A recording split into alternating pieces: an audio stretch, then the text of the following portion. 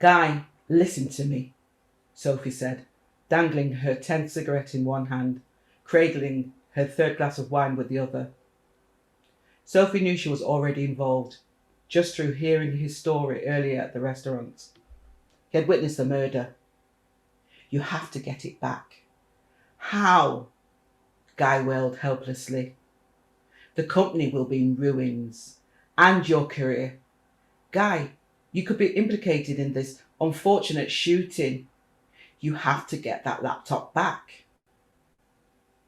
Sophie's bedroom was almost completely dark, with spots of dim light, void of any sounds but their voices.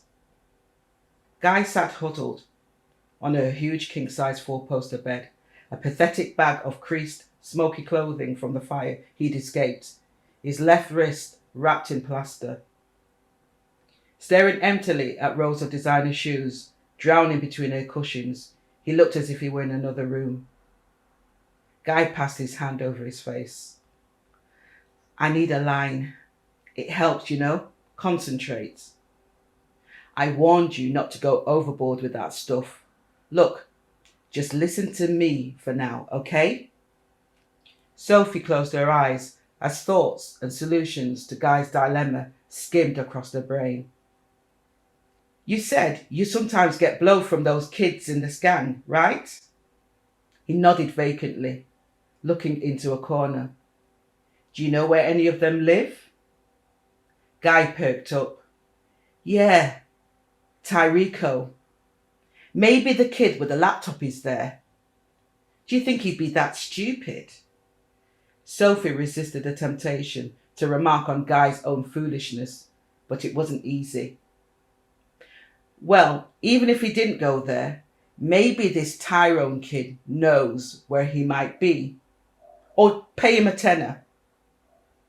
£10 to grass his friend up. Buy him a fucking ticket to Disneyland. I don't know. Just get that laptop back tonight. Do you hear me? Guy's mobile rang, and he saw the name of the laptop's real owner. Panic strangled his vocal cords. What should I do? Should I tell him I'm trying to get it back? Sophie glared at him, blowing out smoke rapidly. Yes, and then he would ask how you know where to get it from, and then he would figure out, wouldn't he, how you conspired with those kids to steal the laptop in the first place, and how, because of you, he shot one and the other one got away. I see your points. Sophie suffocated a sarcastic response, snatching the phone from Guy, switching it off and putting it into her handbag. Take my car. Peering through a slit in the blinds, Sophie saw Guy head off in a dark blue Audi. Then she noticed a car on the opposite side of the road sneaking behind Guy like a shadow. Sophie felt a pressure on her chest, like the weight of someone's foot bearing down. Guy was being followed. Shaking, she retrieved her mobile off the coffee table and dialed Guy's number. When the voicemail kicked in, Sophie remembered. Guy's phone was switched off in her handbag.